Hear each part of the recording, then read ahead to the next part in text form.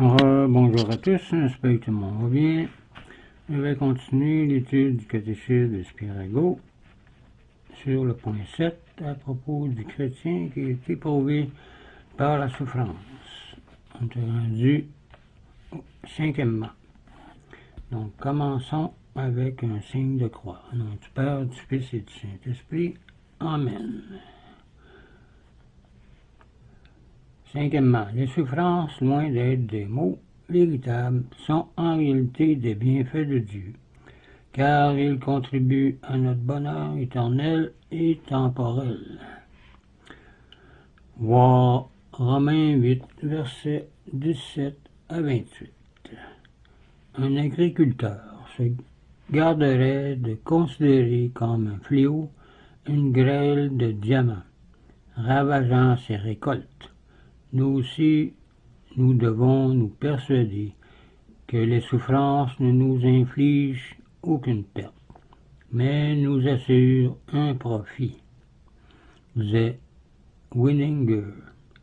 Ce que nous regardons comme un mal est souvent un remède selon Dieu. Dieu qui nous aime infiniment a eu le désir sincère de nous rendre heureux, disait saint François de Borgia. Il n'y a pas d'autre mal que le péché, disait saint Grégoire de Nazianze.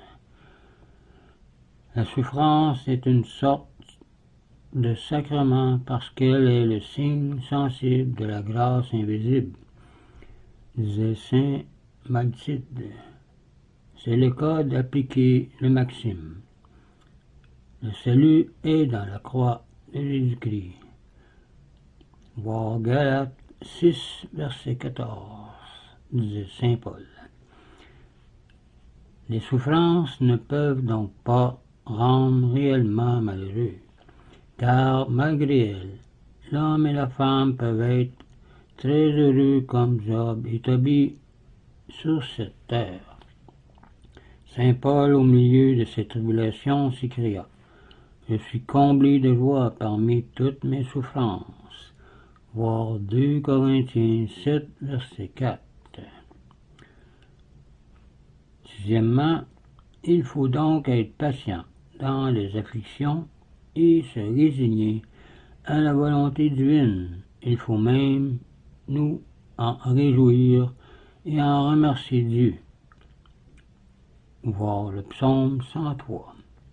Il faut dire comme Job: « Il m'est arrivé que ce qui a plu au Seigneur, que le nom de Dieu soit béni. » C'est Job 1, verset 21. Ou comme le Christ au jardin des Oliviers: « Que votre volonté se fasse et non la mienne. » Il faut être comme un malade raisonnable qui se soumet volontiers aux prescriptions d'un médecin habile, ou bien comme un voyageur qui suit docilement le guide malgré les difficultés du chemin. Dieu, du reste, a allégé pour nous le fardeau des souffrances, non seulement par son exemple, mais par la promesse de la vie éternelle. Selon Léon XIII, il faut faire preuve de nécessité, de vertu, disait saint Philippe de Néri. Les apôtres se réjouirent d'avoir été flagellés. Voir Acte 5, verset 11.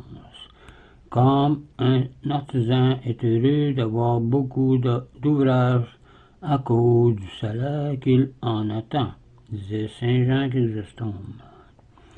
Le laboureur, pendant ses sueurs, se réjouit de la moisson future. Le négociant supporte la traversée à cause du profit qu'il en espère. Et le chrétien doit se réjouir au milieu de ces tribulations en vue de la récompense future, disait saint Jean Chrysostome.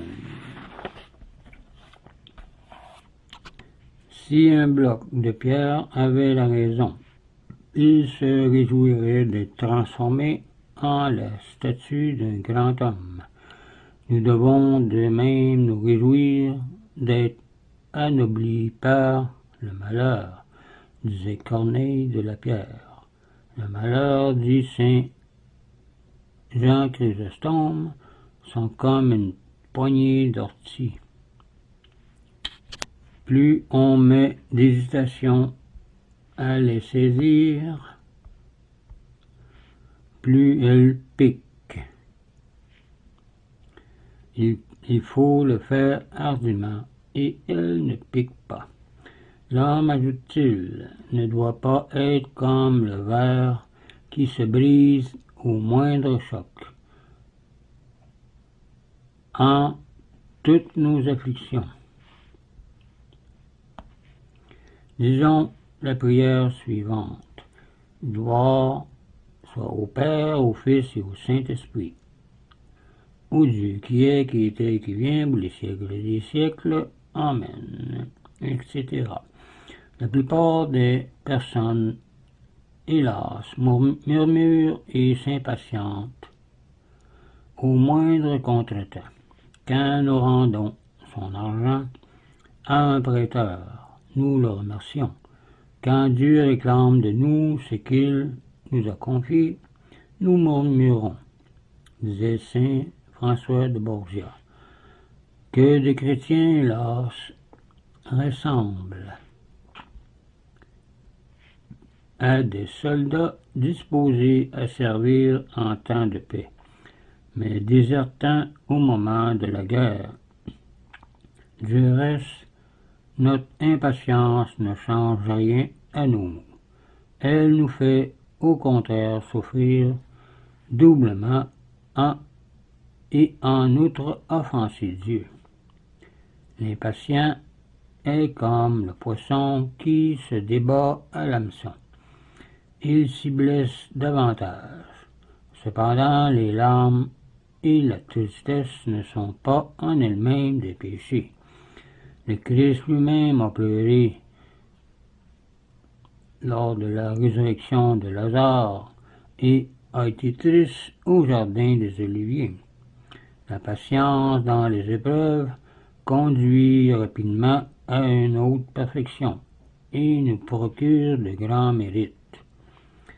En nous abandonnant dans les épreuves à la volonté de Dieu, nous avançons dans la perfection aussi rapidement qu'un vaisseau qui a le vent en poupe ou suit le courant, disait Weininger. Par la résignation, nous allons au-devant de Dieu, à pas ailés, disait Alvarez. Bienheureux, dit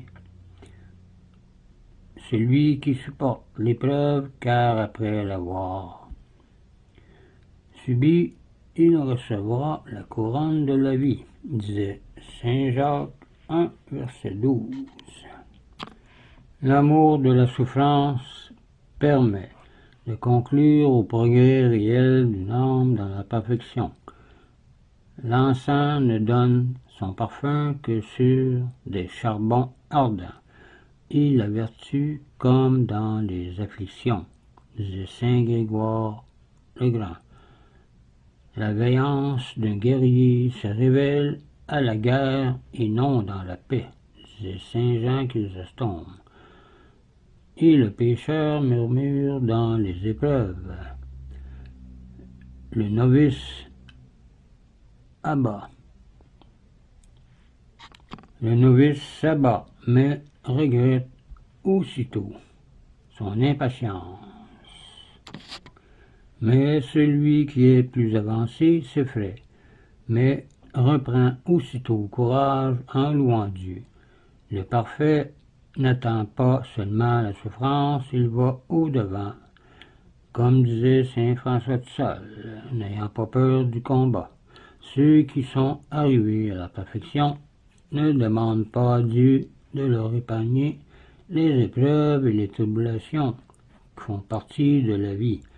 Ils les souhaitent et les estiment comme les mondains convoitent les richesses, l'or et les joyaux, disait sainte Thérèse. Pour le juste, l'affliction est un bonheur, et non un souci, disait cardinal Hugo. Aussi, la devise de sainte Thérèse et d'autres saints était-elle, Seigneur, ou souffrir ou mourir, car ils voyaient dans la souffrance des progrès spirituels. Aussi, baiser la main de Dieu, disait saint François de Sales, aussi bien quand elle distribue des faveurs que quand elle châtie pour nous corriger. C'est avoir atteint